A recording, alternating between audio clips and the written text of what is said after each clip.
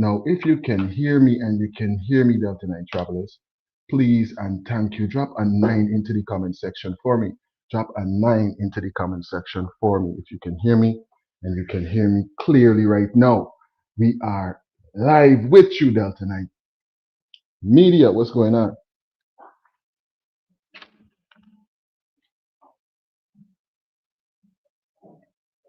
Who's live with us in the live right now? Drop a 9 for me if you can hear me and you can hear me clearly.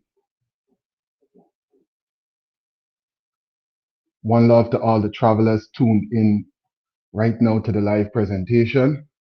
I'm telling you, as we start off, because you know right now, we're a country that's going through a whole lot, buddy. A whole lot. And it's only right that the creativity is going to reflect such. So a number of artists are coming out with songs that are social commentary on a lot of the things that's going on presently in our country. I see a lot of comments, boom, boom, boom, boom, boom. I see the nines them coming in. Rugranato going on. Welcome into the live, buddy. Thanks for being a part of the live, King, and for being a moderator, frequent traveler right here in the live presentation. Brandon, thanks for tuning in. A lot of travelers in the live from Orally with us. Yeah. So this is one of the tracks right here that I was just referencing, a tribute to all the persons that would have transcended, condolences to their families and their loved ones. Said the ship went down with 100 and something passengers. Everybody gone missing, no boats on the coastline searching. No, me can't believe what's happening. Mothers lose them son lose them father. It's a nightmare, but a man-made disaster. Yet my ask, why so many crimes? So many people lost their lives. So many days of sleepless nights. So dark, why? Tell me why. Wish me coulda turn back the ends of time. Saddest things a mother have to say goodbye. The saddest things a father have to say goodbye. Goodbye to their loved ones. They have loved their whole life. So sad. So many life have gone and they can't be returned. Can I make you believe what happened? Oh no. So many tears. So many cries, oh, but it could have been prevented. Yes, it could have been prevented. Oh God, breaking news right now. Mothers lose them son lose them father. It's a nightmare, but a man-made disaster. Yet my ask, why so many crimes? So many people lost. How will you get the new song, the daddy? Blast that one day, Madino party. Are you alone of that style, the daddy? Said the ship went down with 100 and something passengers. Everybody gone missing, no boats on the coastline searching.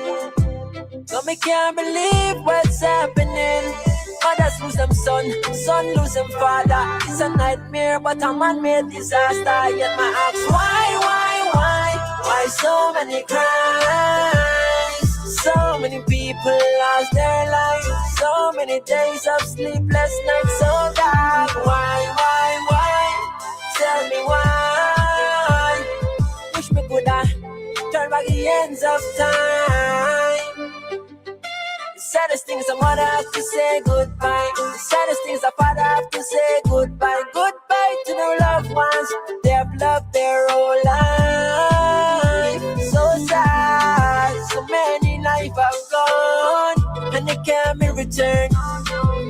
Can I make you believe what happened? Oh no. So many tears.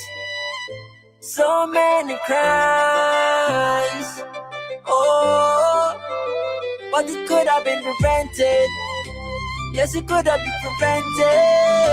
Oh God. Breaking news right now. Mothers lose them son lose them father. It's a nightmare, but a man-made disaster. Yet my ask why so many crimes? So many people lost their lives.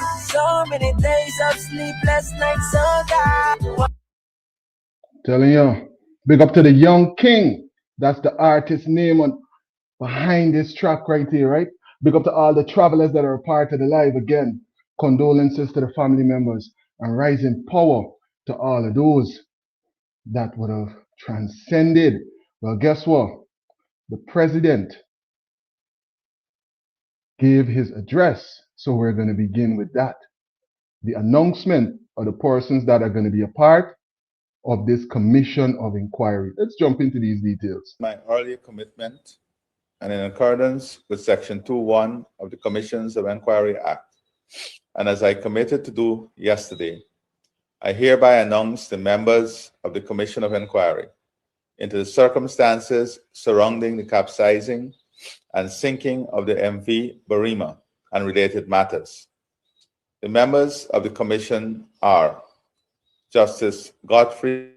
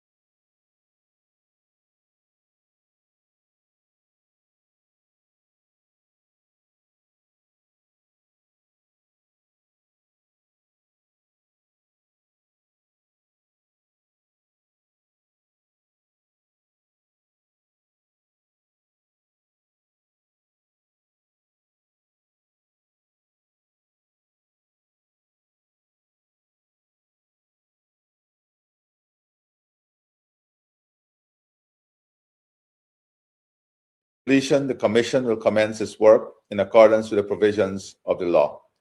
I thank you. The members of the Commission are Justice Godfrey Philip Smith of Belize, CARICOM High-Level Representative for Law and Criminal Justice and an ad hoc Justice of the Eastern Caribbean Court of Appeal, who will serve as Chair of the Commission of Inquiry. Dr. Andrzej Jesse Anonski of Poland, Naval Architect and Marine Engineer, who was advised on investigations into several major maritime disasters. Captain Hamada Fowda, Senior Maritime Surveyor and Compliance Auditor with the Maritime Authority of Jamaica.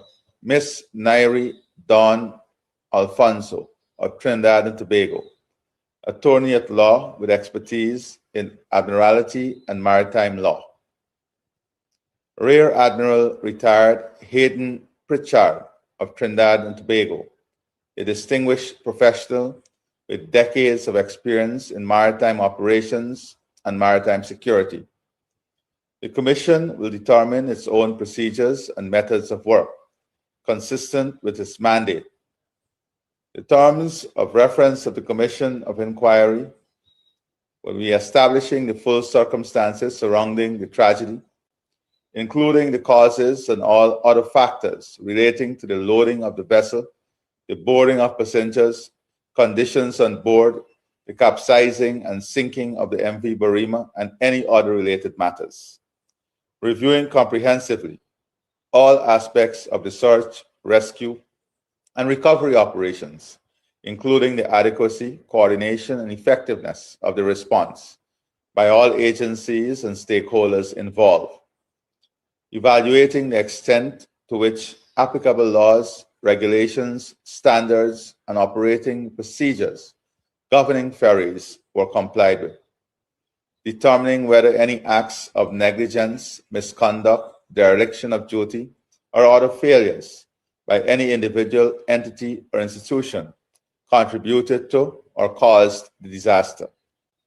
Inspecting the condition and maintenance history of the vessel, including its seaworthiness, analyzing the influence of weather, sea conditions, tides, currents, navigation, communications, and other environmental or operational factors that may have contributed to the incident.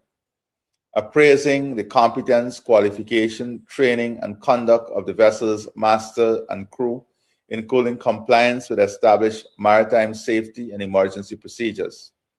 Scrutinizing passenger management, including embarkation procedures, manifest preparation, the possible overcrowding of the vessel, the stowage of cargo, the availability and use of life-saving equipment, and adherence to passenger safety requirements. Recommending any legislative, regulatory, institutional, and operational reforms, together with any other measures necessary to strengthen maritime safety, improve emergency preparedness and response, and reduce the likelihood of similar tragedies occurring in the future. The necessary legal instruments required to give effect to this decision are currently being formalized. Upon completion, the Commission will commence its work in accordance with the provisions of the law. I thank you.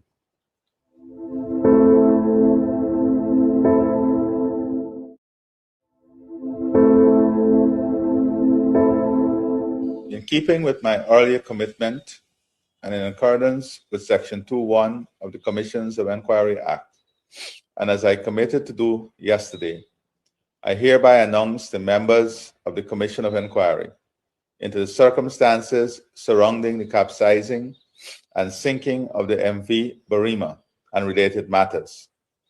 The members of the Commission are Justice Godfrey Philip Smith of Belize, CARICOM High-Level Representative I think that's for an Law travelers. and Criminal. Because we got to analyze this, Persons are already analyzing the list, Delta9 travelers. What y'all think about this? What are your views? Drop it into the comment section. And definitely we're going to put up the number on the screen so persons could call it in. Because guess what? The opposition would have already highlighted this recently in their last press conference. Thank you, Dennis. Thank you for that question. First of all, we do not intend to have the president, or we do not intend to accept the president making a unilateral decision to constitute a commission of inquiry. He's called for it, but we don't want to give him that leeway. And so our course of action would first be to have this in Parliament, and that this action comes from Parliament with our input and the input of the other opposition parties as to how this inquiry must be structured. And I guess once we're able to participate in that, we will be able to get all of the different measures that we need to be put in place in that system. If that is not forthcoming, I think there's a course of action that we would have to take, and I think it would be best suited for the GS of our party or the parliamentary lead to expound on what might be that course of action. What is that course of action? Dennis, if I might step in here.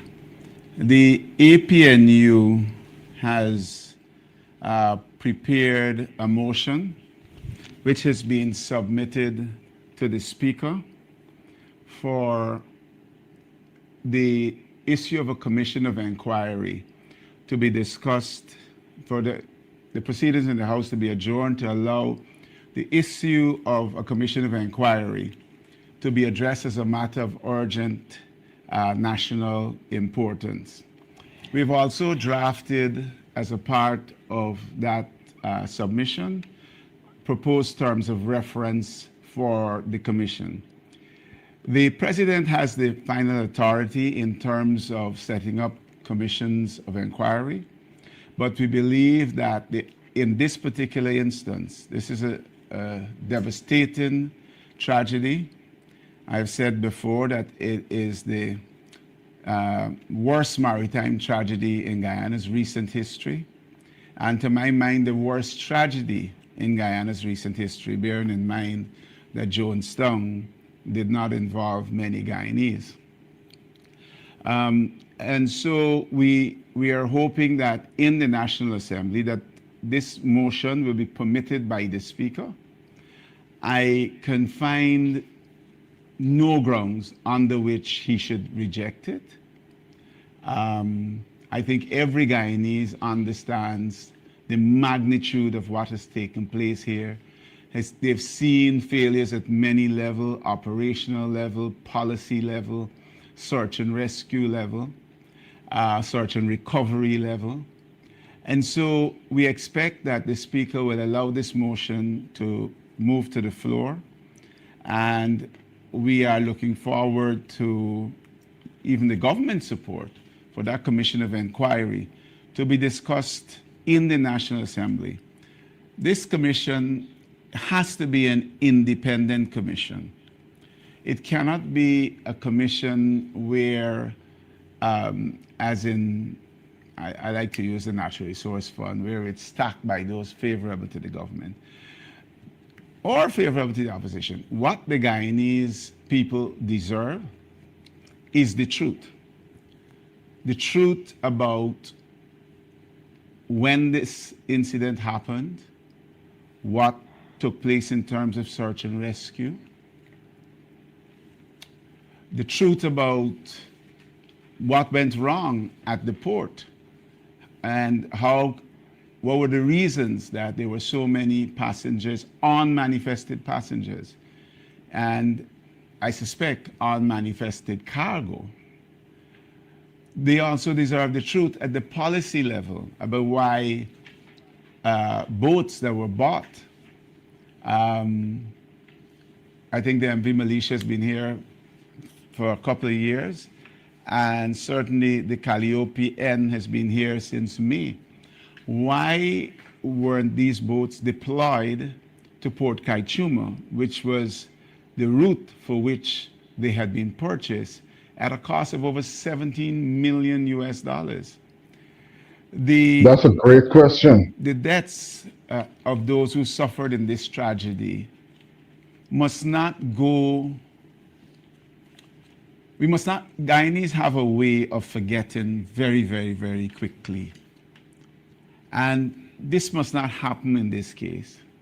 We need a complete, exhaustive investigation so that there's no recurrence. And we also need, even before that report comes out, interim measures now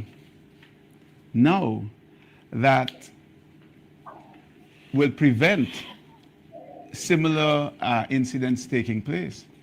I have received information about the Kanawanan, I think, that has problems, that is being welded on almost at the end of every trip. These are reports that we have received. And the welding, it's not being done apparently by experienced marine welders. We know that the GNIC, which used to be the Guyana National Engineering Company for many years, and that company built either the Malali or the Torani or one of those boats in the old days. But that company is no longer offering, there's been legal issues concerning the GNIC, and so they are no longer providing that service. And so the services of maintaining these vessels has been farmed out to third parties. And what standards are in place? So there are a lot of questions to be asked, and it's not only about the Barima. Questions, we must have interim measures to prevent. But the last thing we want to see is the Kanawan or one of them going down. And one might say that even though they go to Supanam, once they pass Wakanama, they're crossing, that's like open seas. It's not an easy area, it's a rough area. So, and those boats sometimes travel late as well. So there is an urgent need for these matters to be addressed. An urgent need for them to be addressed, and persons are addressing them. Persons are on the ground highlighting different details about what's going on as well. You know, there's so many things going on right now as it relates to the MV Barima. Well, guess what? The petition didn't get a chance to make it to the House because, as was announced at the intro to this presentation, the list would have already been selected, right? Persons already select the list. So when it reached to the House, I don't know if the House is going to hear an argument on something that the president would have already put in place. That is already something that the president has authority to put in place and would usually put in place, right? Well, listen, what y'all think about it? Let's see what's going on in the chat right now. Big up to all the travelers that are live with us right now in this international digital connection. We all over the globe, but we connected right here on Delta9 Media, right? Guyanese people forget conveniently, not necessarily easily. I'm telling you, there's a lot to that message right there. There's a lot. I like the coded context that you put in it right there. Big up yourself. Mike, thanks for highlighting them details there, for putting the insights in there. Now, everything is got to say sometime, you know, sometimes you got to put two and two together and realize is what really taking place. Guyanese people forget conveniently, not necessarily easily. Big up yourself.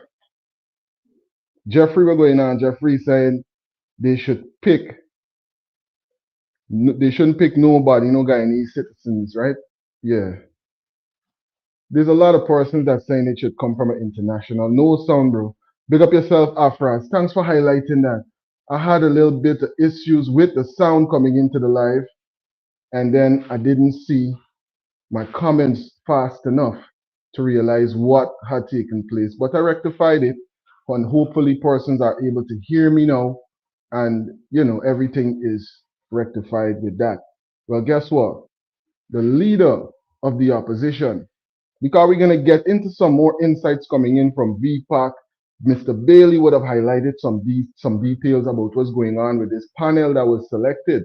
These persons that are going to be running this commission of inquiry right? We're going to get into the plus. There should be a question up on the channel right now for persons to participate in. A poll question should already be up for persons to participate in as it relates to the Commission of Inquiry. You can jump back into some more information on the commission, but now let's go into the situation that the people are dealing with. You know, the ones that the commission is rooted, or the foundation that created the whole need for a commission of inquiry.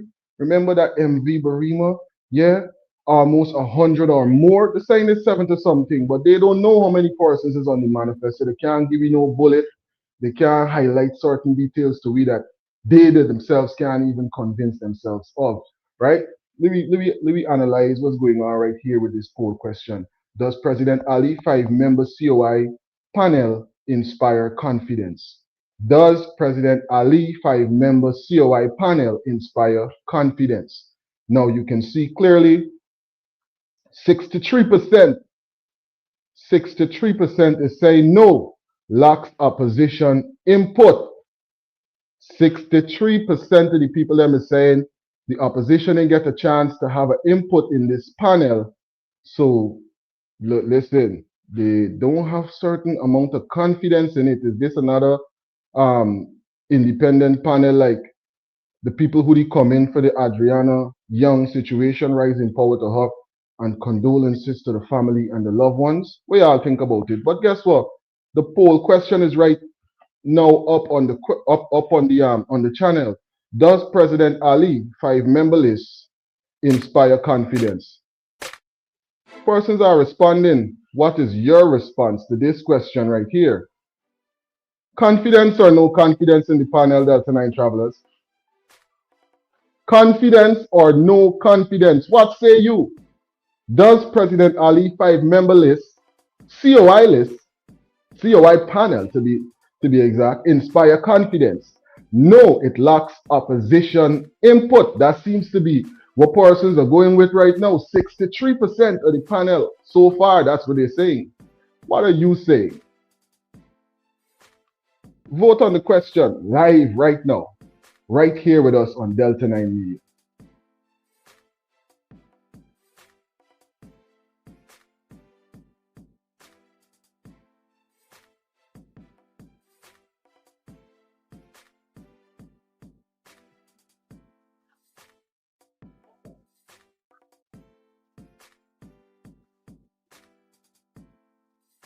The reason why one of the vessels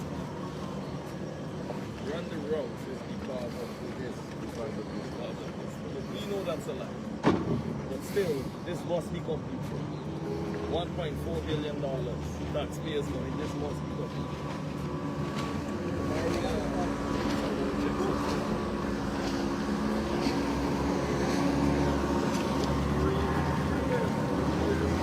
White telephone.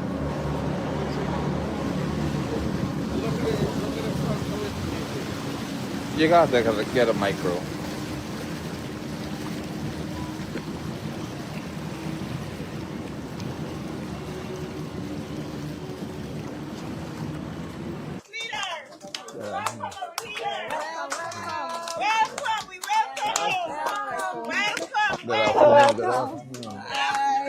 Welcome, Mr. Man.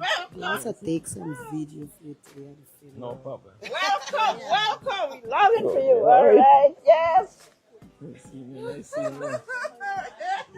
Y'all people, welcome, welcome. Welcome. Yes. Welcome, everybody. Welcome. Yeah. All right, people, welcome. Yeah. Welcome, welcome. Come on. Huh? Oh, three. Yeah. You find the bodies? All three. Welcome, yes. Barriers, yeah. Oh. Let me see all the funerals.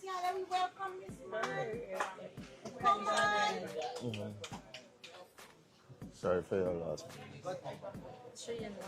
Three. So sad, eh? This your only son? No. Third one. Last one. I want to know where this ferry is normally docked. I ain't seen it anywhere. Right here? Where? Right here. Right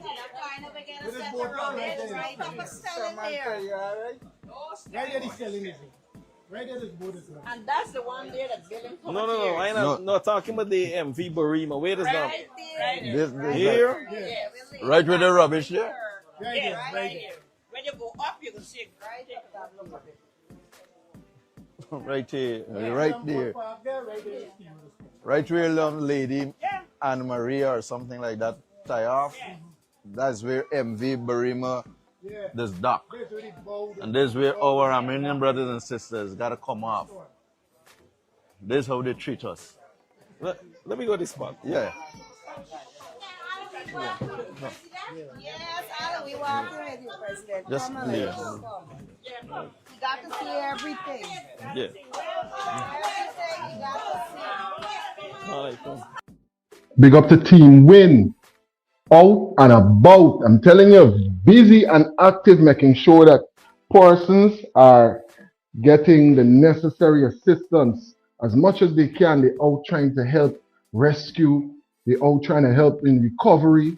They're out there meeting with the persons again affected by this tragedy right now that our country is going through. I'm telling you, big up to Mr. Mohamed and the entire Team Win. Y'all could see for yourself what's going on the ground, Delta9 travelers. And we can see that certain MPs are out and certain MPs, I'm telling you, a lot of persons are saying they are a part of what the problem is. They are a part of the cause, you know. They are a part of things that could have been prevented, got the power to prevent a lot of things that went down with this tragedy right here. But we're hearing about this commission of inquiry on the way very soon, right? The panel would have already been selected, 5 members. It didn't get to reach to Parliament for no conversation on it. I wonder if they will still raise the conversation in the House. What y'all think about that, Delta9 travelers? What y'all think? We hear some more and see some more of what went down when the MP visited recently.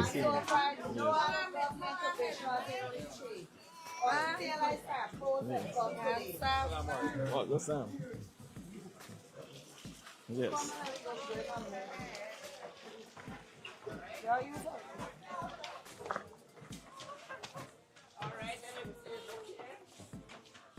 Right. Good afternoon, good afternoon. Yes. Good afternoon. Sorry to hear all the lives lost, huh?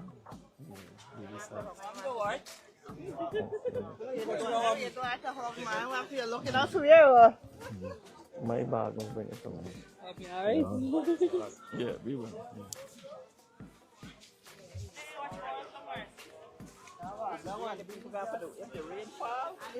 Watch it. Officials break Yeah, these take your blocks. time. It's be like residents that been able with it.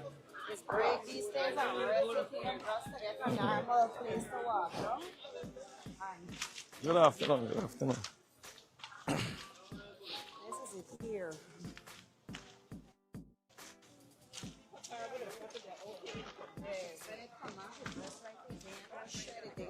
This is right here. Everything is arrest. Everybody's got to come off right here and walk on. So all the vehicles, cargo, passengers, right there.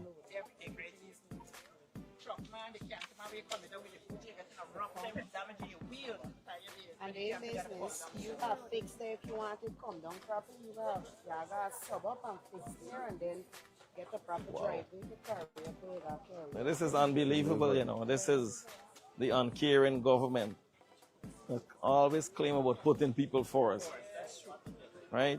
How can persons, how can babies, pregnant mothers, pensioners, how you coming off of this and walking? Look at the condition. And then they award a contract for $1.4 billion to build a wharf. The wharf should have been completed since 2025, and it's nowhere near to be completed. Yeah. And the contractor, I'm sure, collect hundreds of millions of dollars already. Yeah. This is unbelievable, huh? Yes, and this is what we live in all the time. Honest and respect. Honest and respect. My brains there 1,000 places one thing. This is unacceptable. It's not something like nothing hiding. This is what we are past. Both, and there's nobody. When a canter gotta come down here, it's punished when a canter go up. But you go to them down the boat for coming. And I like cement. Unbelievable. With all of this infrastructural development that we're hearing, this is one of the longest journeys by water in the land of many waters. And look at where it docks, look at where it ends. And we talking about tourism, buddy. We talking about tourism. It's understandable that we should have a conversation about, yeah, it's important that the fix of this place that are indigenous brothers and sisters, which is very, very important. But what about opening up the country so that all Guyanese would be able to access these areas, which would then open even more sources of revenue and more access to the entire country for the persons that live in these areas. And we didn't even start conversating about tourism and all of these other things that would come into play. Yeah, persons want to come to see rural Guyana and they want to come and, you know, nature tourism and them thing, but not like this, man. Not like this. Not like this. What are we really marketing to the world? What we marketing to the world, man? Maybe see some more and hear some more directly from the ground so we could understand for ourselves, because we analyzing it, you know. And remember, Delta9 travelers, I said we're going to go back into the names and we're going to be analyzing some more about the panel of persons, the persons that are going to be a part of the panel of inquiry. We're going to get into these details right here on this live presentation. Plus, we're going to get some insights coming in from Melly Mel as well, highlighting a lot of things that was going on related to these very headlines. So we talk and they know we representing the wind party. It could be, oh, it's only because they're representing the party. They're trying to highlight certain issues. But this is not affecting only wind people. This is affecting everyone. When the Minister of Amerindian Affairs and the regional chairman come, we gotta let them know. Everybody gotta speak out against these people. Right? We gotta speak out against them. At the end of the day, all of us suffer with what happened. All of us, especially y'all in Port Kaituma. They're coming just now, so we gotta let them know. They coming because they hear you come. Right? How long more are we going to endure until we say enough is enough? This is enough. You have to stand up and speak. It's Alice, little hustler. I was talking to someone the other day. If I can't put something on the boat, I'm a small business owner. They would not put anything. But if a business owner that have $40 million stuff to put in the boat, when jail call the captain, everything will come on the boat. Yes, they would have the opportunity. But we as small business don't get opportunity to put things on the boat. I have a voice note that I voice note somebody that bring my goods from Georgetown. I have it here that just the day before the boat sinking. I lost $750,000 on the vessel, and I never get it back. From the steam, I never get it back. That was a while back. That was last year, yes. And The amount of time and the amount of time and the amount of bribe you have to give to get back your stuff, you better left it like that. Just to leave it like that. But what more we need to see? Well, if the guy needs people involved, what more we need to see? Now, well, I don't know what to say. They have to open their eyes. Telling your person's eyes is definitely opening right now. You know, Eva, welcome into the live. Eva saying, yes, good evening, Delta9. Big up yourself, Eva. And thanks for being a part of the live. Shalom, shalom, Carlisle. Welcome into the live presentation, all the frequent travelers, all the travelers that are here with us for the first time. PA, moderation is on the flight. Big up yourself. International Digital Connection. It's a matter of the MV Barima COI would be devoid of all evidence. I'm telling you, there's so much going on with this commission. The commission that was just recently announced by the president, right?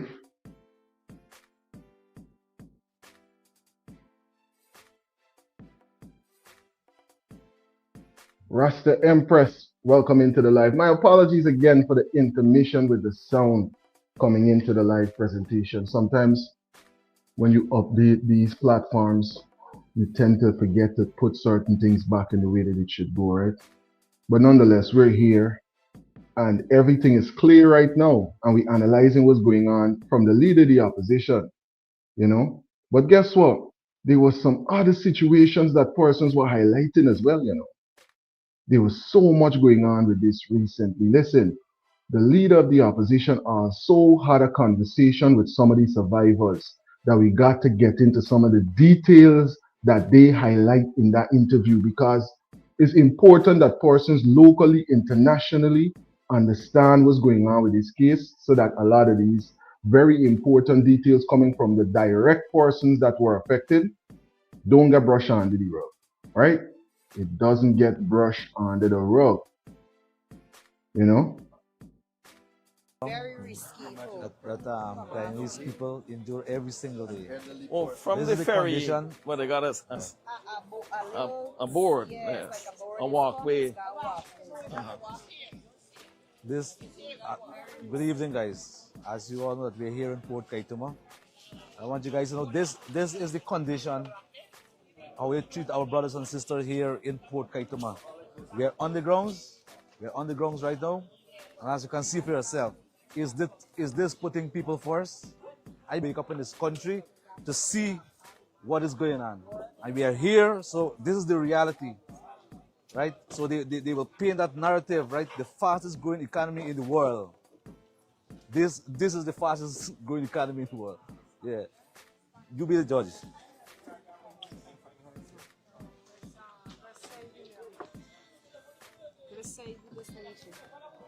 Okay. We was expecting to hear an answer please today, because they said they were moving the boat to see if she was in any other cabin or so. But so far, I get no word on the movements of the ferry. So far, really sorry. How old is the young lady? 35. 35. Yeah. She alone, or she had her family? She and her partner. Right now we What about the partner? He okay? Yeah. It was one of the crew members on the boat. This is the vice.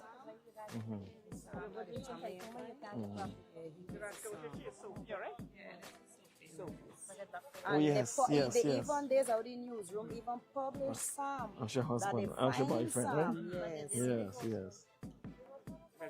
They publish that they find some, and some they don't find. The two child survivors, they are here too.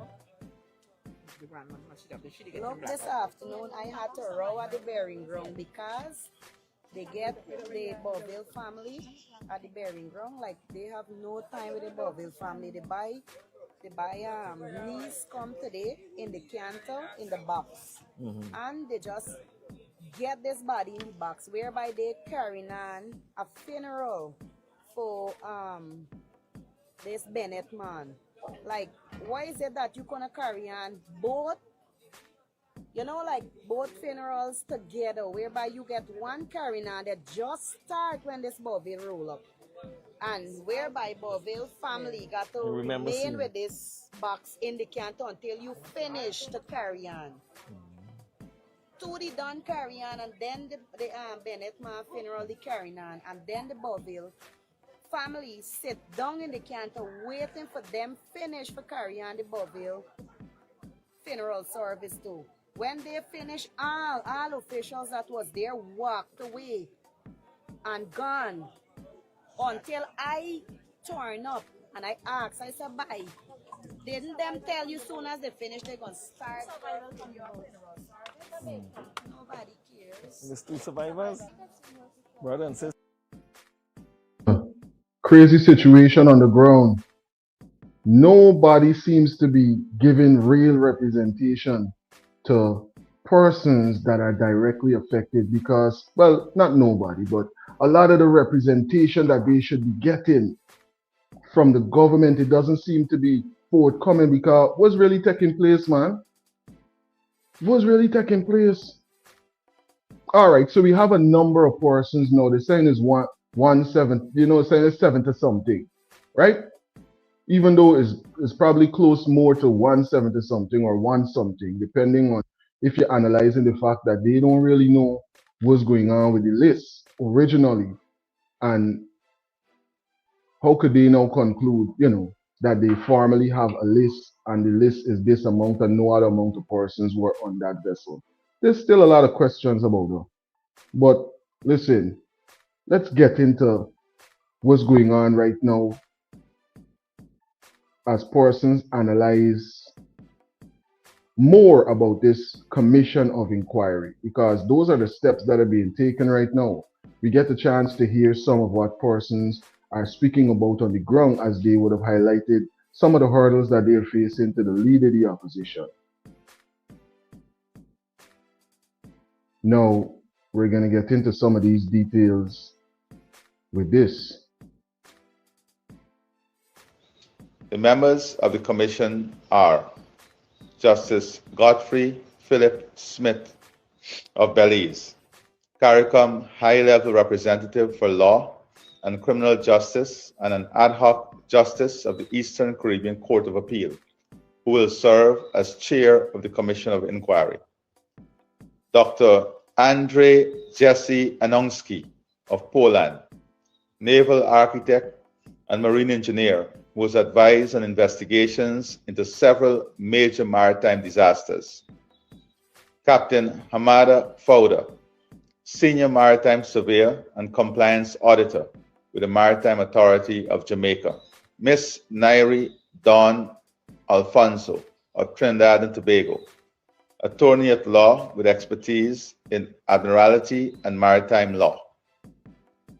Rear Admiral Retired Hayden Pritchard of Trinidad and Tobago, a distinguished professional with decades of experience in maritime operations and maritime security. The Commission will determine its own procedures and methods of work, consistent with its mandate. The terms of reference of the Commission of Inquiry will be establishing the full circumstances surrounding the tragedy, including the causes and all other factors. His expertise, like from another country. You already been here. Will you bring in? You've been here since like 2022, thereabouts. My guy is a lecturer at a school, a maritime aviation school, where his son is the president, Hassan Fouda, and they run in this school and they get gold scholarships. So it's a private school, but they're somewhere up these bank.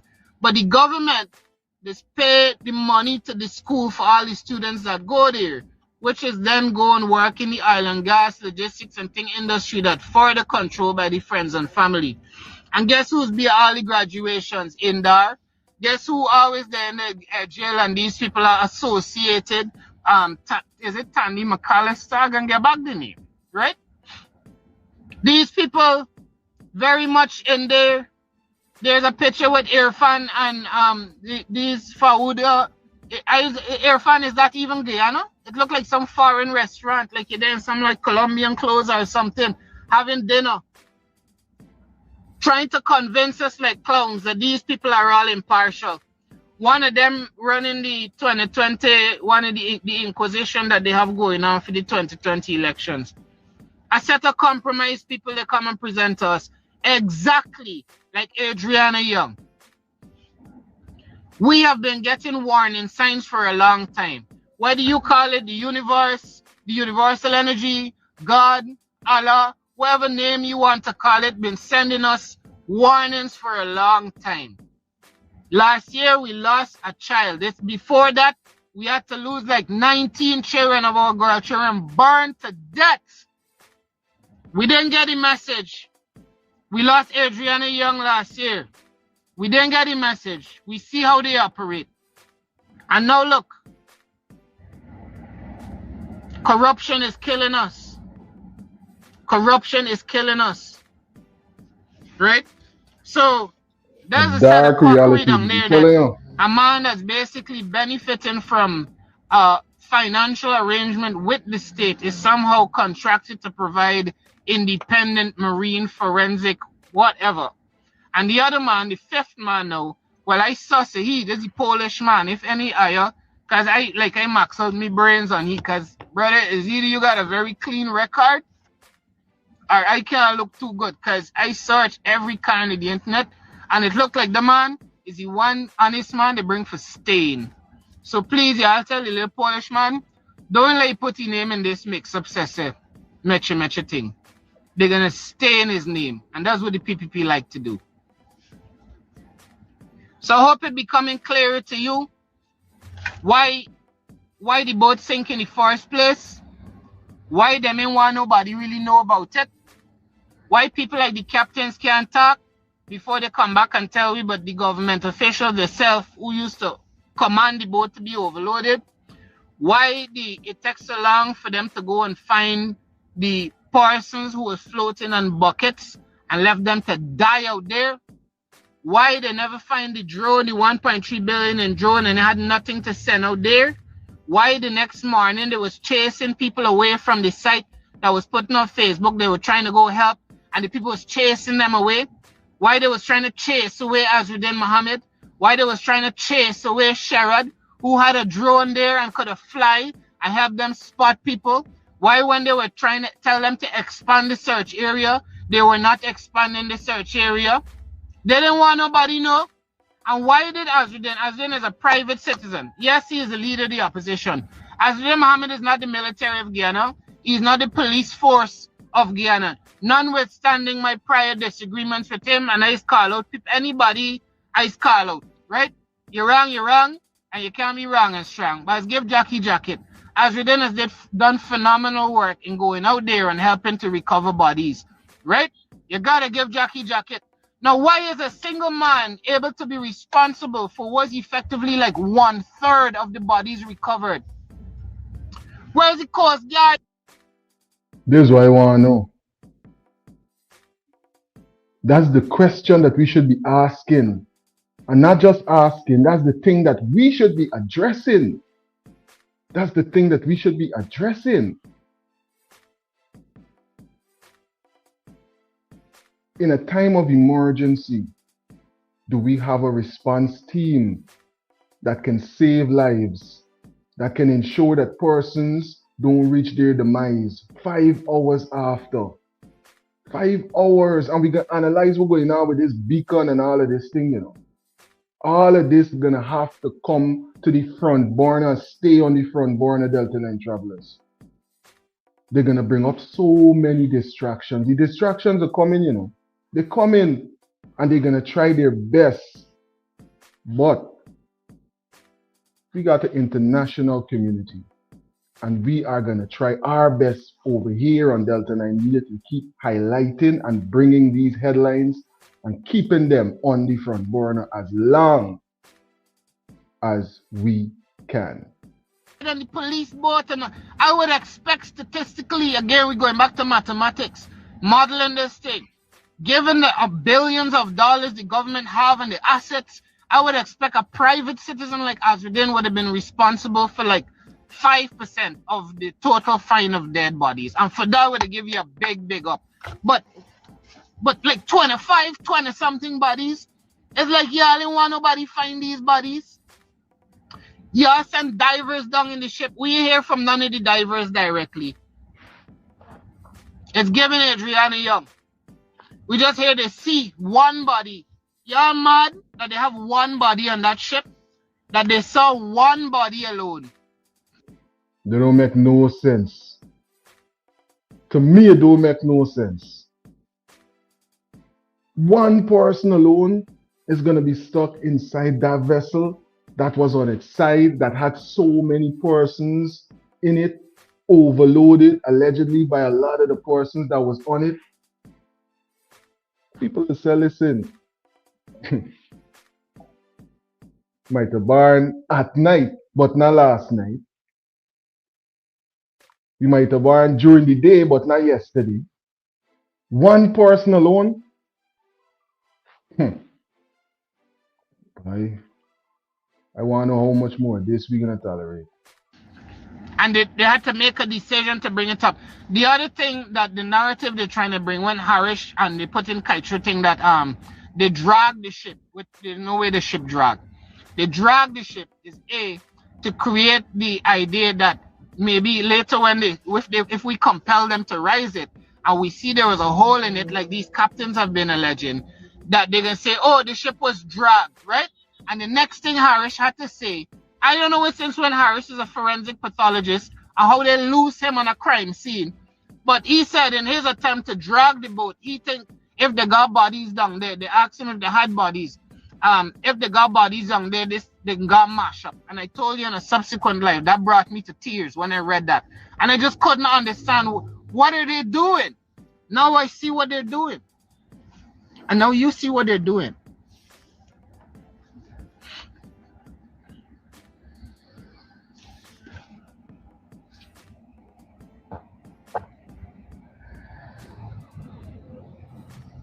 Oh, Darwin, I saw you trying to join me, bro. I was just talking. I know I didn't, let me see if I could bring you in. Instead of taking responsibility, removing people like Ejil, Indar, Rasul, the whole board at Transport and Harbors, all those people need to be investigated. I didn't say that, yes, 100% Rasul called the people and she was getting them to overload the boat, but it needs to be investigated as a criminal matter. There's criminal levels of negligence. I'm again calling on the opposition lawyers to step forward and help render your services to figure out at least how these people would file a class action lawsuit against this government. I'm calling on the government again to release the captain. Release him so he can get the mental health services that he needs. He can get the trauma counseling that he needs. And you guys work because you still don't seem to have established what the hell you're going to charge him for. But if he going down, if he going to jail, people like Ejil and those guys supposed to be going to the chair. They're far more culpable. The people who took the new boat that was supposed to replace that boat and send it to become a party boat for the well-connected political kleptocrats, they should be facing the chair. In China, people go to the death for things like this that's happening in Guyana. They execute people for these things. And we picking poor people to lock up. This thing is so disgusting to me. Poor people suffer twice in this country. The working class suffering twice. It's a dark reality, you know? A real dark reality as we analyze it. And as we really suss out what's going on. Where's all of these funds going? You know? Who's the persons directly responsible for the things that these survivors is highlighting right here? Who's the person directly responsible? In Port Kaituma, meeting with survivors and families of the deceased. And with me, I have 7 survivors, 7 heroes that made it. So I would like to hear their story, because their story, of course, is a story for this entire country. It's a story to know exactly what transpired on that night around the same time. Yes, 10 o'clock last Saturday. So just let me know how this is affecting you. I hope the government there putting systems in place to ensure social workers are meeting with you guys in terms of counseling and psychosocial, etc. So last Saturday, you boarded the vessel. Everyone boarded the vessel. So please tell me what really happened on that night. What's your name? Huh? Kevon.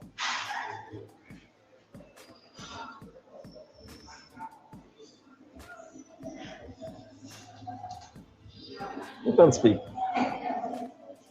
So what happened? I was like 3 o'clock to be left. And by then 4 o'clock, sir, the boat started like water. My uncle, he feeling hungry, and he went down to buy something. He tell him Guyana, still water till he play food. And he down to tell the sailor them.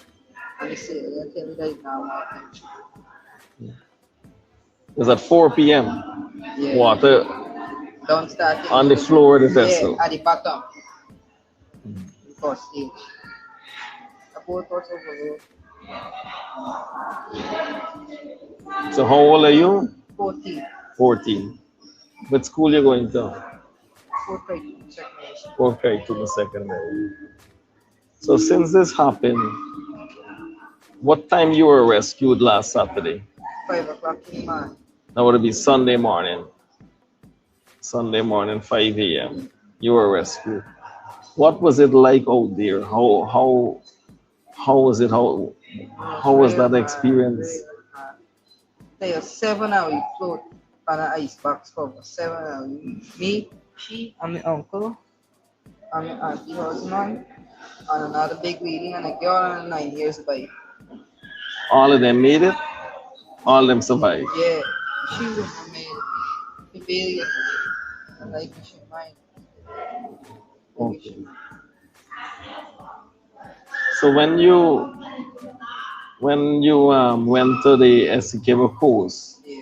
When they drop you off, is where Charity to drop you off? Yeah, Charity Island. And then they carry you in. Where they go? The hospital. By the hospital. And you didn't have no problems and so. That's the thing is, the salt water will fill up and the salt water will swell up. Okay.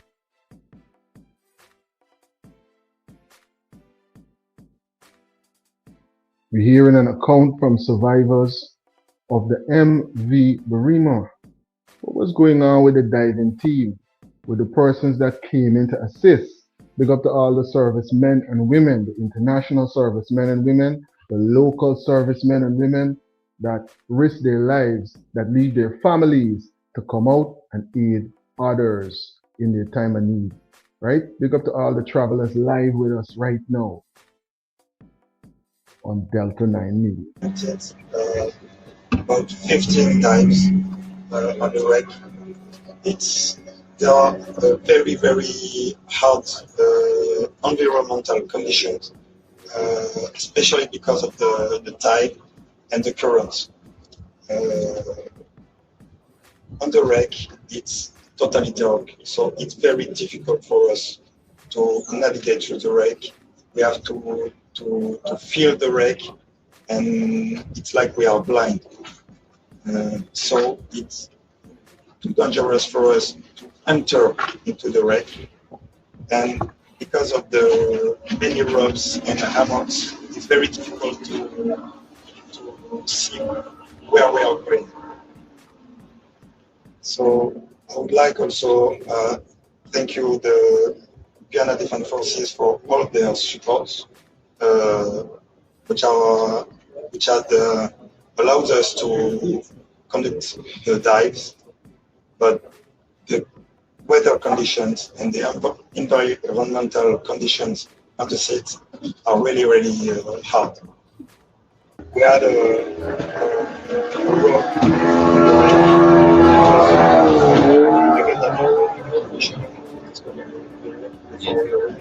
so there was a rock on the wreck. We just follow the rock, arrive on the wreck, and try to navigate by searching the characteristic of the wreck. So we were able to follow the lines of the wreck and try to feel if there was a door or window or hammocks or whatever. But it's quite in the mud. It's totally dark, so it's very, very difficult to search for something. Explain to the team what we felt and how they can do better, etc. Is there, based upon the depth that it is and the nature of the environment, is there any way that, any method to salvage the ship of itself, as in to bring it up any method that you suggested to the Guyana Defense Force to protect and salvaging the ship of getting it from? Is that possible? I think it's very, very hard to do such a thing. But I'm just wondering if here. But I think it's very difficult because the wreck is it's not very strong, so it's difficult to take it. Yeah. We arrived on Monday, and since So there we have it. The wreckage is not strong enough for them to salvage it in the manner that we're hoping that they might be able to just bring up the entire vessel so that persons might be able to analyze what's going on with the vessel, right? But a key point that I want you to analyze, coming directly from the servicemen and women, they're speaking with one voice and they're saying that it was hard for them to navigate in the area of the vessel because of the hammocks and the stuff that was there. It was dark and hard for them to be able to salvage or look for anything. I could be corrected on some of the terms and words that I'm using, but I know that you analyze what was said right there as well, right? Thinking persons. Might there be more persons in this vessel that we hearing now might not be able to come up? This is why I keep saying we might never get to the actual number. There might be a number that persons might think is the number. But will we ever get to the actual number? You hear what the diving team said, the international diving team. You can't bad them up. And this is what they're saying. All right. We're analyzing it, you know, Delta9 travelers. Very important things for us right now.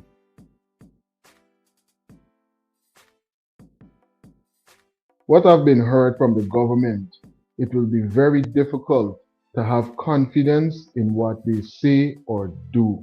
I'm telling you. Lopsided.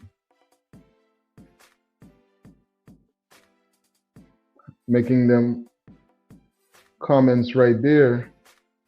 Welcome into the chat. Eva is saying yes.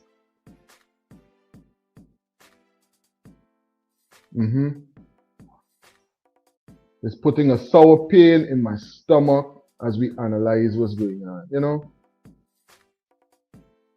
So many persons. The capsizing of the MV Barima was caused by physics. Physics and time too. Well, time is a big part of analyzing certain things in physics. Big up yourself, PA. You see insights coming in from the moderator. The capsizing is definitely caused by physics. All too much weight for the vessel to completely remain buoyant. There's so much going on. We're hearing that it was porous. Listen, negligence, corruption, all in the mix. All kind of things in the mix, allegedly. Rasta Empress is saying, I don't really trust this COI. What a person saying on the panel right now. What a person saying on the panel, because guess what? The opposition had a lot to say about a number of things that's going on, and we're going to get into that. But what person saying live right now, because we want to get a feel for what persons around the world right now, and persons that are going to catch this live in the rewind, to get a chance to see what persons that were live had to say about what this discussion that we were having right here. So we're going to pull up that question. The question says, does President Ali's 5-member COI panel inspire confidence? No. Lack opposition input, 66% of the votes says no, it lacks opposition input, right? 34% is saying yes, it's international experts. What are you saying? The question is still live. We are still live. So participate in the poll. And we're going to continue to analyze it as we go through this live presentation. Big up to all of those that are live with us right now on this international digital connection. Big up to all the travelers. Let's hear some of what the that MP very has to say. vessel was pulled off for a long period of time. New engine was replaced. The minister then, Minister Patterson, himself used to do random visits, random ferrying on that very ferry. Have you ever seen one Egil out there on that ferry? Have you ever seen him out there? Have you ever seen Indar out there? And this is the kind of negligence and incompetence we talk about coming from the PPP. They don't care. They just don't care. And so we want to ask at this time for an independent investigation. We don't want cat to watch milk. So don't come around here and tell us that you have your people to do the investigation. Hell no. Because they're not going to tell us the truth. You know, already we've gotten calls from some of the workers there. Some of the sailors who were not on the shift, who have received threatening calls that they should not speak to any media house. They should not speak to the opposition. Why do you want to tell them not to speak? Why you don't want the truth to come out? You should allow the captain to be free that you've held right now and allow him to speak. Let him come out and speak. Release the captain and let him speak. But y'all don't want to do that because he will speak and he will speak the truth. He will speak the truth. So y'all don't want him to come out. Y'all don't want him to speak. Y'all don't want him to come out and speak. And you don't want other members within that grouping, other captains and other sailors to speak to the media. You don't want them to speak to the opposition because you got things to hide. Plenty things you got to hide. Plenty skeletons y'all got in the closet. You don't want them out. You know, I remember sitting in Parliament in 2004 and heard Minister Egil boasting about a new ferry that they would have bought. To date, we can't see that ferry flying this very route that he said this MV Barima was going to be pulled off. And that one would have been flying that route. To date, we can't see it. But you know what we have seen? We've seen that very ferry that was bought doing boat ride, excursion, big dance on the river. Big dance on the river. Boat ride. Boat excursion. That very ferry that was bought to allow our Guyanese people to travel in comfort. You're not using it for that purpose, but you're using it to have big party. Boat cruise, big boat cruise, so that the kickbacks could come in. Egil must go. Indar must go. They're not worthy to sit there and to be called honorable anymore. They're not honorable. They're no longer honorable. They must be sent packing. And if the president is worth his salt, you shouldn't even ask them. Because one Egil is so pompous to say, oh, that is at the discretion of the president. The president shouldn't have any discretion at this time. They should go. Let me take you back. The late Rashdi Jackson. His son was caught up in a melody. Nobody died. You know? He was caught, it is alleged that he was caught with marijuana. Rashley Jackson immediately tendered his resignation. He didn't wait for the media. He didn't wait for the president's discretion. He didn't wait for anybody to call on him. He tendered his resignation. And that is what you call. That is what you call a man with standards and integrity. We are think about the MPs highlighting. We are think about what the survivors had to say, the scenes from the ground that Team Win just had a chance to showcase to us. We are think Delta9 travelers. The numbers up on the screen right now for those who would like to call in. And let me see what persons are saying about that, what the Delta9 travelers are saying in the chat about that.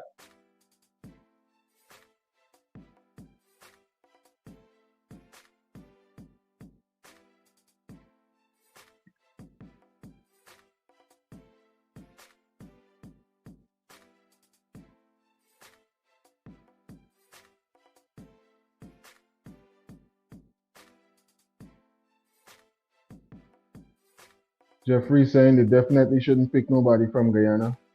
Well, they didn't. Which, you know, might be a good thing or a bad thing. A number of persons are saying that. Cheryl, thanks for being a part of the live. Cheryl is saying good evening to Delta9 and all the right thinking Guyanese. Look at yourself, Cheryl. Thanks for being a moderator right here on this international digital connection. It's a Sunday afternoon and we cruising, you know. We cruising, Delta9 travelers.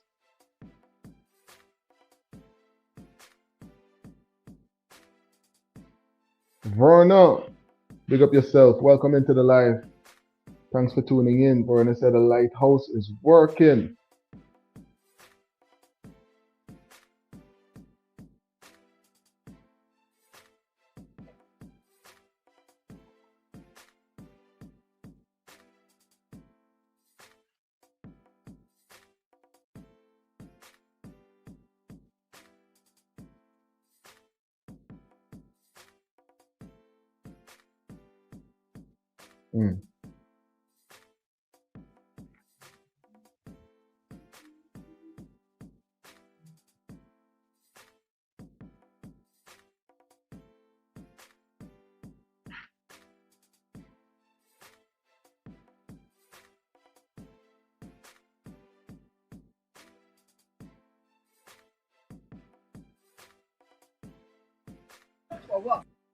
Number one, you said the health officer went in. You said whosoever went in. Look the distance from our village. I was explaining to a young lady earlier, where the place where the person are born is to the east. Our village is at the west. When it born, all the breeds will go back to our village. Our young babies will be at risk.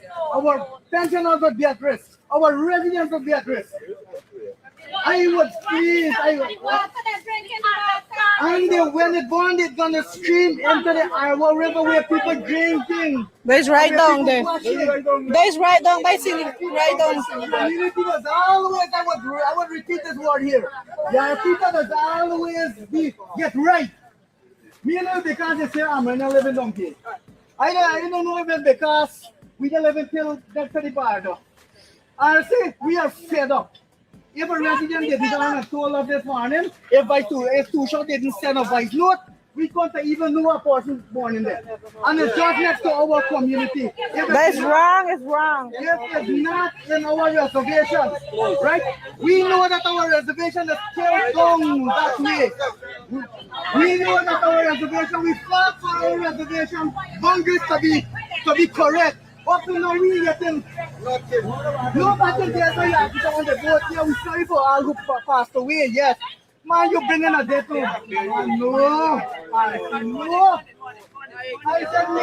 We said no, man. No. We're not taking that. We ain't taking that. No, we gonna go up on the internet now. We fed up with nonsense, buddy. We fed up.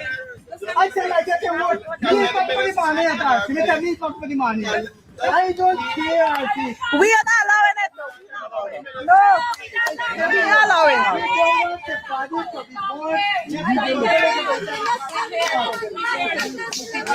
We don't want the body. Good morning. I came this morning. We're here now. We have heard your concerns. Okay? I just spoken with the RC and we will try to make alternatives. Okay? Correct. We like that. Understand that it's a difficult time for you. No sense of a difficult time for the family. Exactly. Every man who has died is a major. Correct. Yes, we understand. Unfortunately, his body.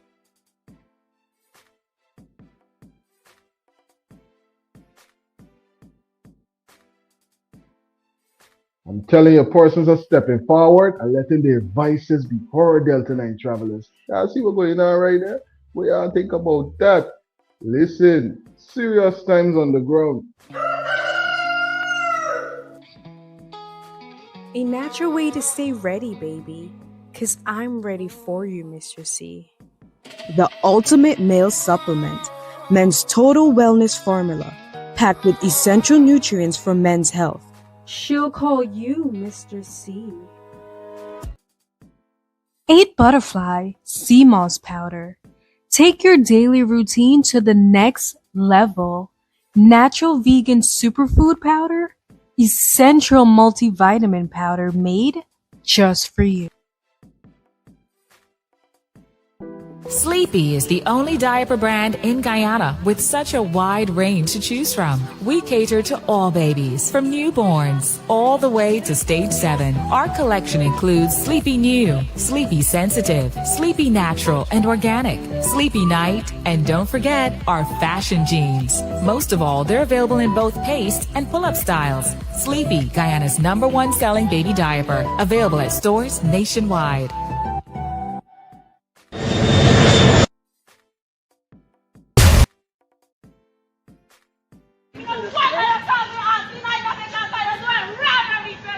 His body is in a state that it can be transported within back home.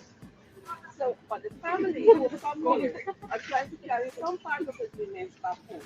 And so that is why they're trying to have a... That is wrong, though. That is wrong. Now, where we two show that she and Anna come here? No, she was supposed to come. She's supposed to don't come in here. So I want to show them retention. Thank you very much. Thank you very much. Thank you very much. Thank you very much. Thank you very much. And everything I lose don't come back. I forgot about we and we can still live by the grace of God. This is a very difficult time for everyone. Okay? All right, Auntie. We go here to... All the time we get in, all the time we get in. All the time we get in. I will not allow that to happen. Today is the day we got to start. Not all the time we must. The best place for the ocean. If they're born anywhere from here to right, from Abama, you got people that do fishing, people that do hunting, and they will be drinking water from those books. So we think that it's not right about no way in the future. None. Everybody. We and we can want we don't do Correct. I'm no smart. We already said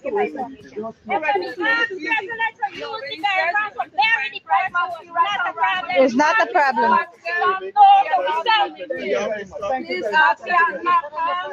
All right.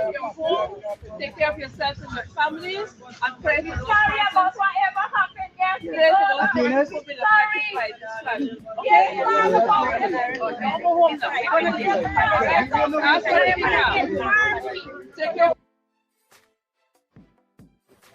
I don't care about if you have to lock me up or what.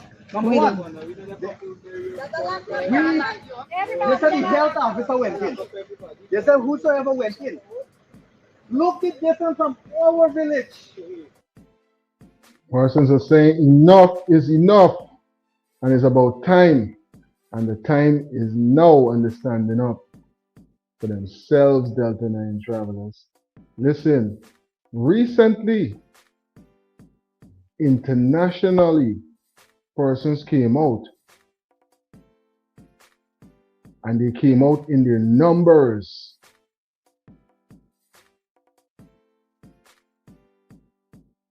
In Brooklyn, big up to Mr. Burke and the entire team.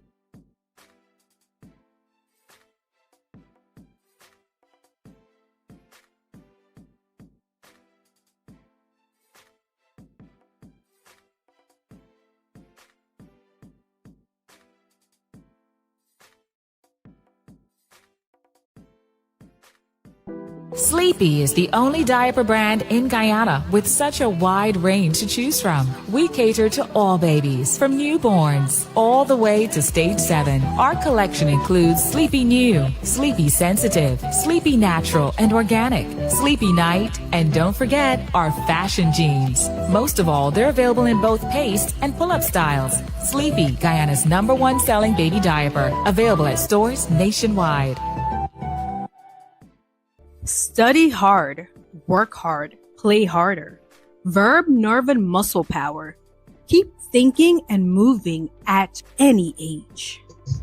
Verb, nerve, and muscle power. They put them people in the boat because they don't respect them. And I hate to say this because when I live in America, and we speak truth to power. If those were some Indian people, the boat would have been new. Let me say it again.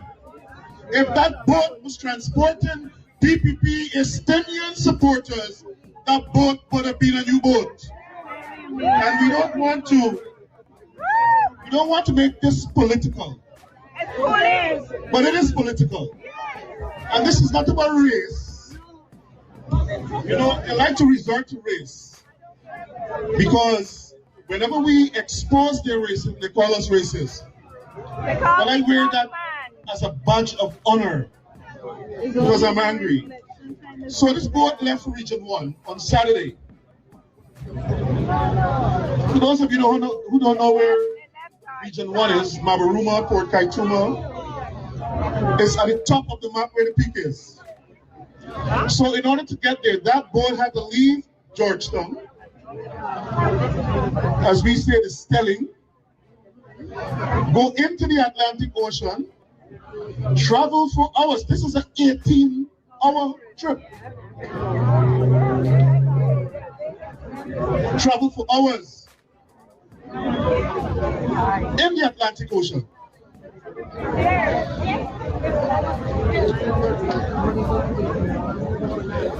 The boat was leaking.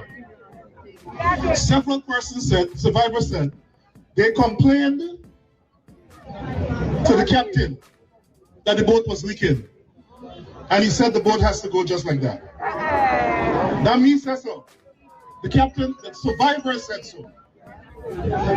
And the way the boat was sailing, when it passed several other boats, it was so unusual that people started to video it.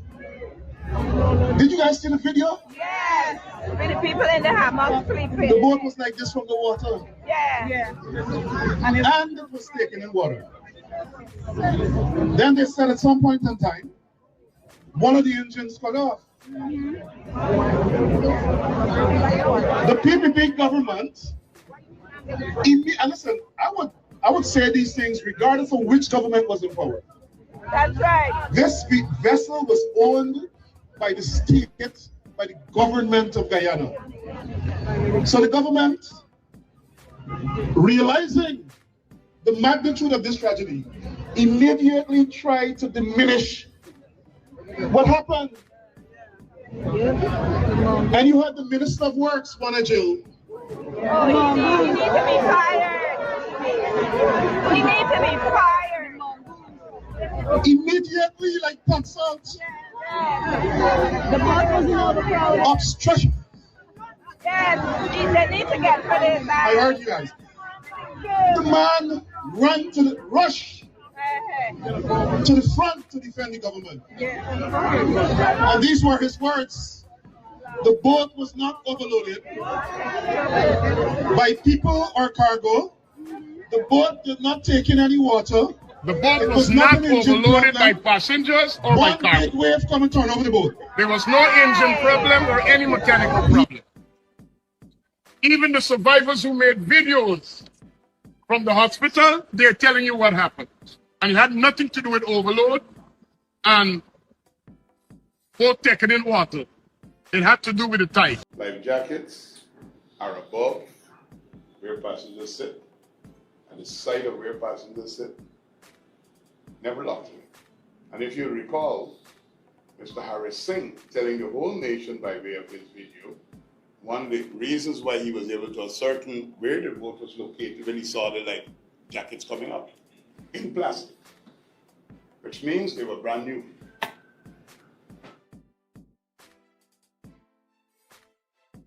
So if these life jackets were coming up brand new in plastic, what was happening with the persons that should have been wearing these brand new life jackets that were still in the plastic while they were coming up? Things that we should analyze. Big up to all the travelers live with us right now. This is some scenes from Brooklyn recently, where persons came out, and they came out in their numbers to stand in solidarity with their brothers across the shore. Because remember, as I always refer to New York as Region 11. Why? Because there's so many of us in that area right there. Let me see some more of what Mr. Burke and the team had at this presentation. He then went on to say the boat had 116 people. That was a lie. He said the boat was not taking in water. We have video evidence. That was a lie. Then, to confuse the Guyanese people, the man said, we don't know how many people are on the boat. There's no manifest. Listen, it is part of the body of international law and laws in Guyana. If you're taking people on a vessel out into the ocean, you must have a manifest. You must be able to account for every soul, which means that when you're booking the tickets, you have to show ID, and the government has to take a record of who you are. So that we don't know how many people are really on the boat, so that we can understand the magnitude of this tragedy, the government said we don't have a manifest.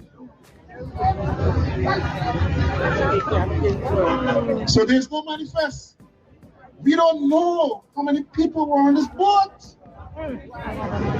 Could you guys imagine that? Up to now, the government does not know who was on the boat.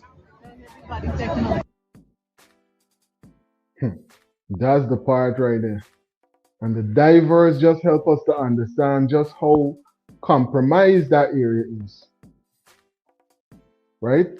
Just how difficult it is for we to really even know how many persons. Because if those the persons that we call in, and the people that we call in is saying, hey, right, this place is hot and down there so dark, and they got so many things that we got dive through, hammock and all kind of thing. We need able to search and see and find certain things down there. Plus the vessel is not strong enough for us to just bring it up from the bottom of that depth that it went down. It might come apart X, Y, or Z. It might be a difficult ordeal. Here's some more. And if, That's exactly what's going on. thank God, 63 people were rescued. And you know how they get caught? Right? Because they had some names. They released some names. But half of the people who survived their names were not on the so-called manifest. So when that happened, they said, oh shucks, we get catch a line here. They said, okay, well, we don't know what really the manifest is. So we're going to put the soldiers to go and look at the surveillance cameras and count how many people went in the boat.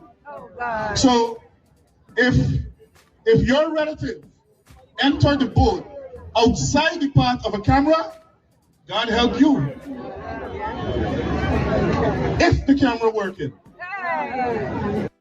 And if we could trust the camera, the persons that giving you this information about this camera, remember what almost happened with Orlando just recently? Remember what almost happened with Orlando in that recent situation? PA, one of our moderators is highlighting this.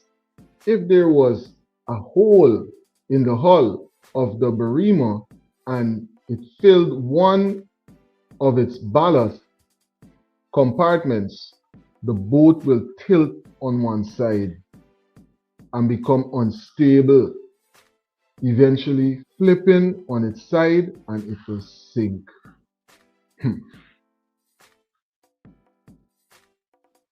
There was a conversation about persons covering the floor with cement, allegedly, and a number of other things. A number of other things that could have led to this. Pick up yourself, PA, because they're right there.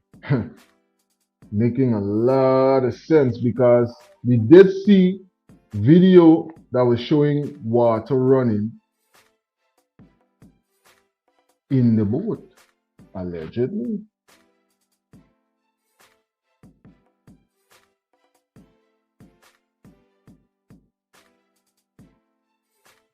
Brandon is saying the captain and the crew members need to come forward and talk. Well, guess what? The inquiry is going to begin soon, so they will have to come forward and give an account of what went down. I wonder if that account will ever be made public. Hopefully, it might be.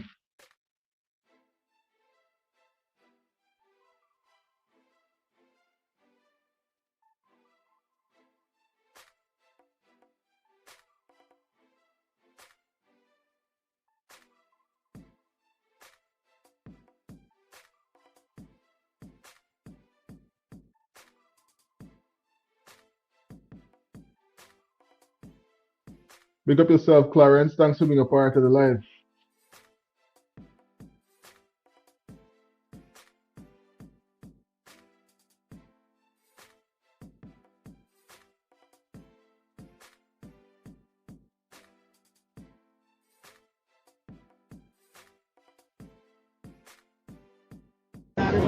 So when they did that, they came up with a number of 179. So they moved from 116 to 179. But the people on the boat who survived said there were over 200 people on that boat. Now, I want you to understand, typically you're able to track any ship around the world. Tracking a ship is nothing unusual. If you go onto marine traffic today, people, you too can do a little bit of tracking yourself of all the ships in the ocean and what's in the area and what's not. What we have in front of us here today is an image. The government can confirm this image or deny that I would have received. And I'm hoping that they do. What this image shows right here, I'm going to leave this image for you guys to be able to zoom it in, is the MV Barima. Here, this is where it would have sunk. I believe this coordinate, location, longitude, latitude, is consistent with what have been published. You can verify. Right above this signal, this ship, you see that little red dot there? That, my people, is what should have been the EPIRB of this particular ship that would have transmitted a signal. Well, I'm assuming it is this ship because it's the only distress signal that we should have received from this vicinity. Now, this right here should have been the first signal because this seems to be the closest from where the ship has been sunk.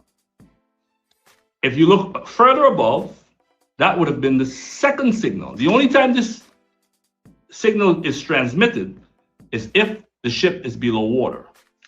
I explained that to you in my earlier video. So this would be the second signal that this HEPRP would have transmitted. Okay? I want you to pay attention to this area. This is Guyana coastline. We're in region 1. I mean, outside of Essequibo. Further up here, I want you to zoom it in when you, if you can't see. I'm hoping you can, because this is my first time using this particular feature, so I'm not the best at it. You will see here, I think, if my memory serves me correct, it was collected. I think we all know what collected means. Somebody pick it up. Hands would have uplifted it. So I am assuming whoever the first person in this area, which would have used this coordinate, knew that the EPRP was in this particular vicinity and a light would be flashing. So I'm assuming someone would have uplifted here. Now, we have heard and seen and was told that we lost where the ship was for 2 days. This is information that's in the public domain. This is the ship, if you remember, this is the first signal. So if this signal exists, this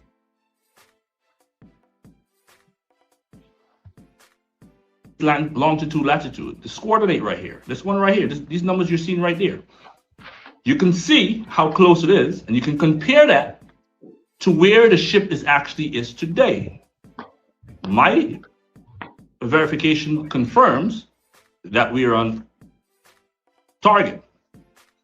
Now, if you look at these little orange things, there's one here, there's one here, and there's a few others, one over here on the shoreline. That, people, is the search and rescue police. Now, let me use common sense here. Everybody know Palm Court, right? So this would be Palm Court, where the ship died. Let me say this is Banca Guyana. I would just use a number. Or New Triven. Or, Tower Hotel. These two.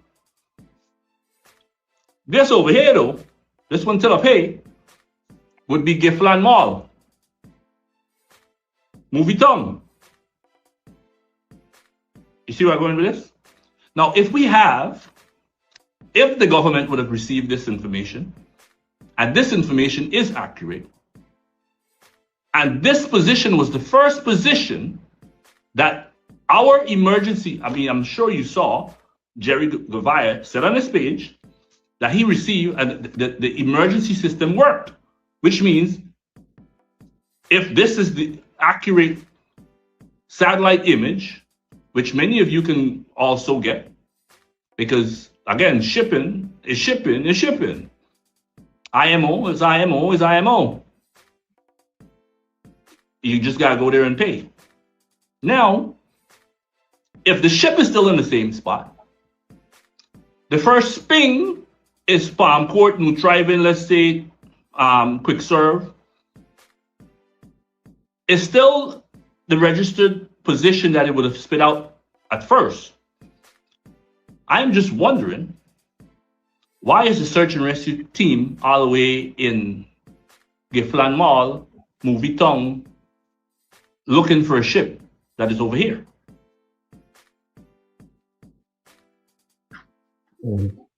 This thing just keeps getting more and more interesting. More and more questions for persons to really ask about what's going on.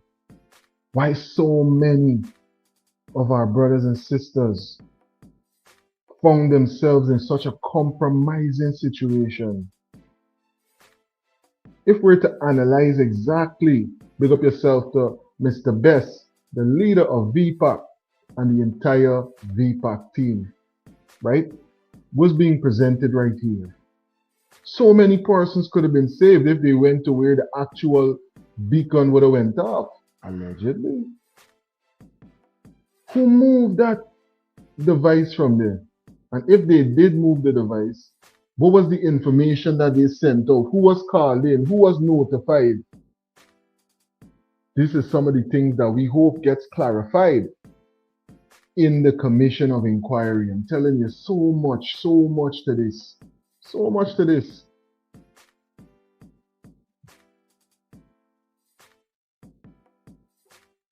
PA saying, don't let the disingenuous PPP regime bamboozle you folks. I'm telling you, this disaster is based on physics, marine engineering, positive and negative stability.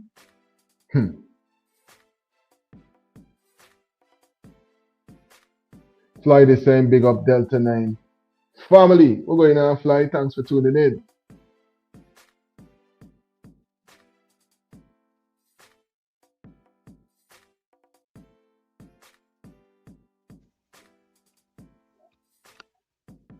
Again, I'm not sure if this is the same information the government have, but my verification seems to be consistent, which I would have received. The government again can confirm or deny if these positions are accurate, because once again, when this signal was transmitted, it was transmitted through a satellite transmission. So I'm pretty sure I'm not the only one who would or can verify this. So I am asking the minister, not the minister, Jerry Devire, who is responsible, the security advisor, I think he is, right? So I'm asking Mr.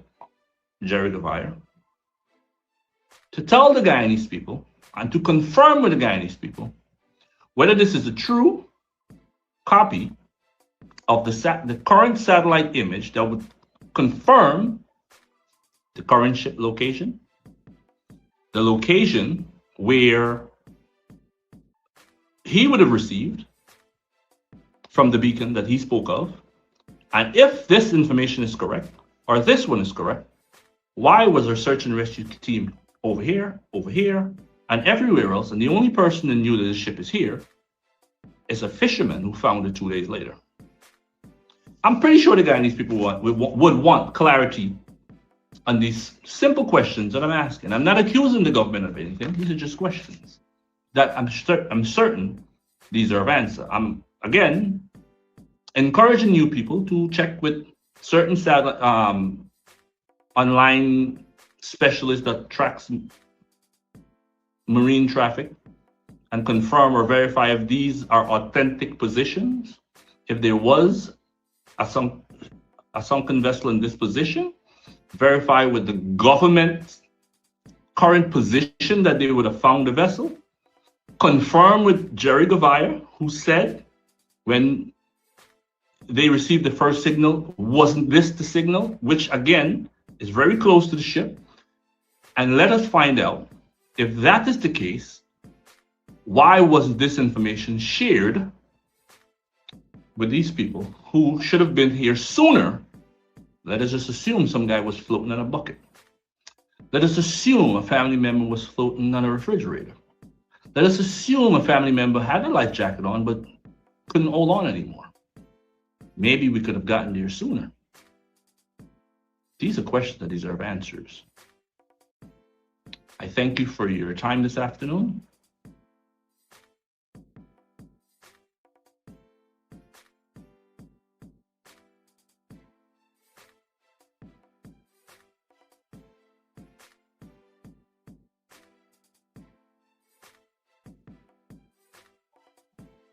Definitely question that deserve a lot of answers. And persons are asking questions locally, and persons are analyzing what's going on internationally. Because remember, this is not a local thing, you know. This is international. This is something that persons are definitely going to be analyzing in depth, you know. And we're going to be making sure that we bring you as many updates as possible right here on these live presentations. We're going to be live tomorrow morning again, Delta9 travelers. So make sure that you tune in and look out for the notification. So all of the updates and we're going to be continuing the conversation about this MV Barima tragedy and a number of other updates and headlines that we're yet to really get into, because we've been covering so many things as it relates to what's going on with this, as is needed, right? Again, we want to say condolences to all the family members and to those that are affected by what's going on right here, right? Rising power to all of those that would have transcended times in our country when we gotta come together and realize that this situation right here is something that we don't want to have repeating over and over again in our country. That being the case, the persons that we put in certain positions of power to take care of certain things that we keep echoing over and over here on Delta9 Media over and over again, because it's important. Who are the people in these positions of power?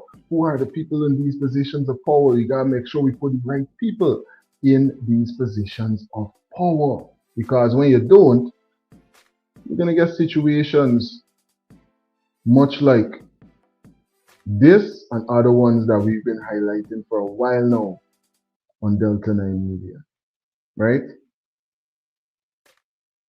Men should learn from she.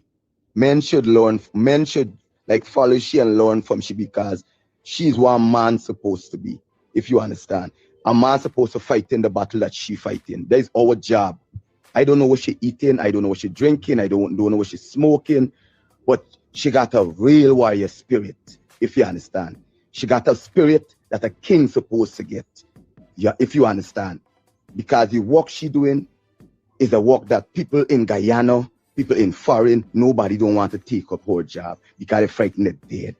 So you could tell it's a warrior spirit she got, because kings don't care if they're dead. So you could tell how powerful she be. Some men should really follow she and watch how she living, because it's like a woman trying to change a country, if you understand. And it's like she get fed up waiting for men to change it, and she stand up and say she could do it as a woman.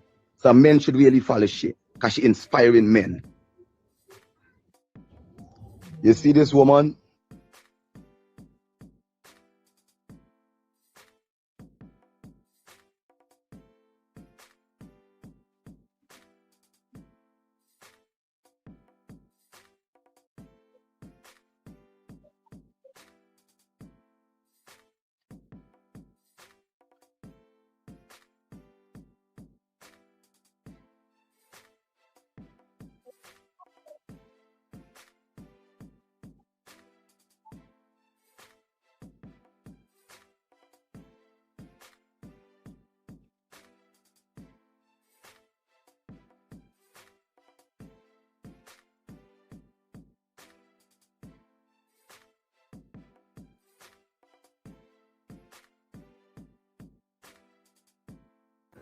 Before any fund, make sure I reiterate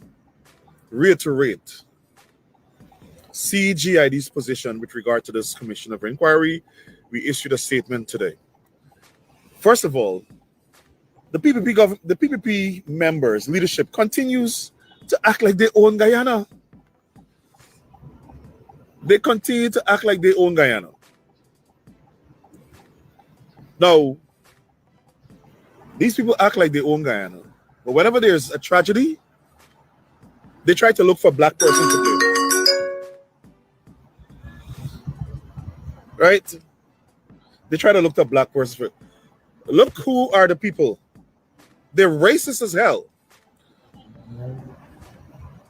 But look who are the people leading the charge for the government.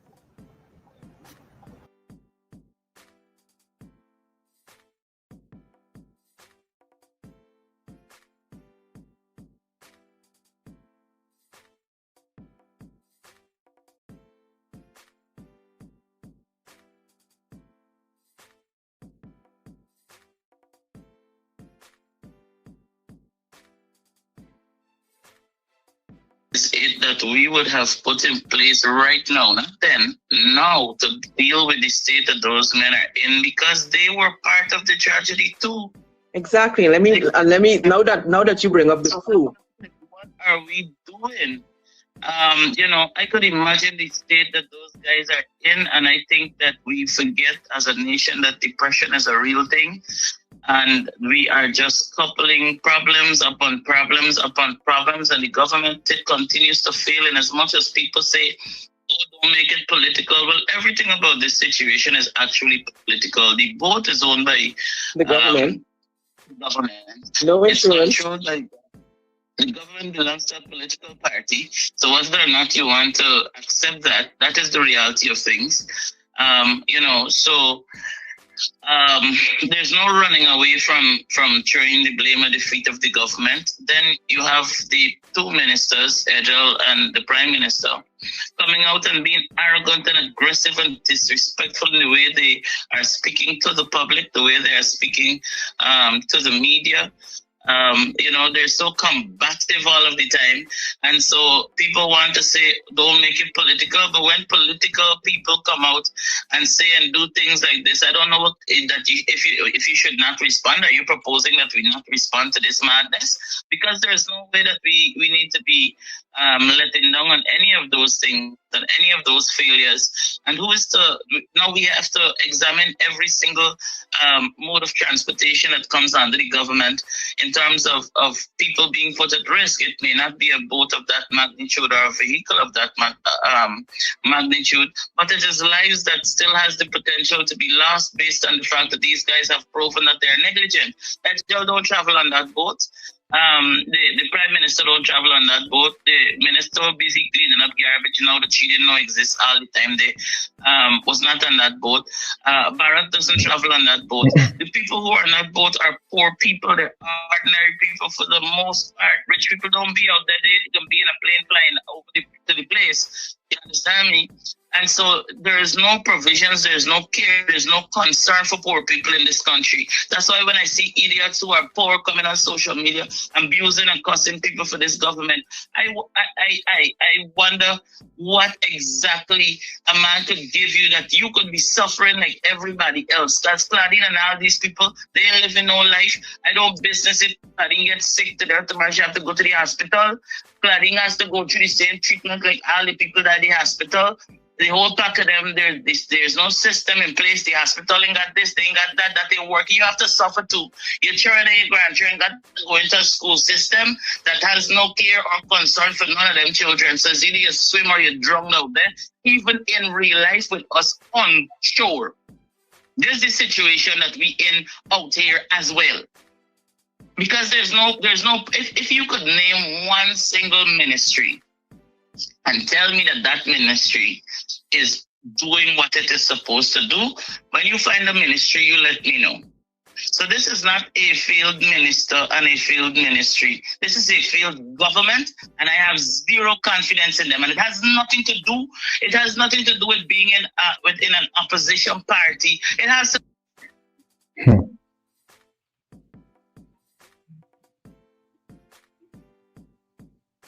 Well, Delta9 travelers, you had a chance to hear right there from Honorable Odessa Primus and Melly Mel, giving us some insights again on some of the updates coming in with everything related to MV Barima.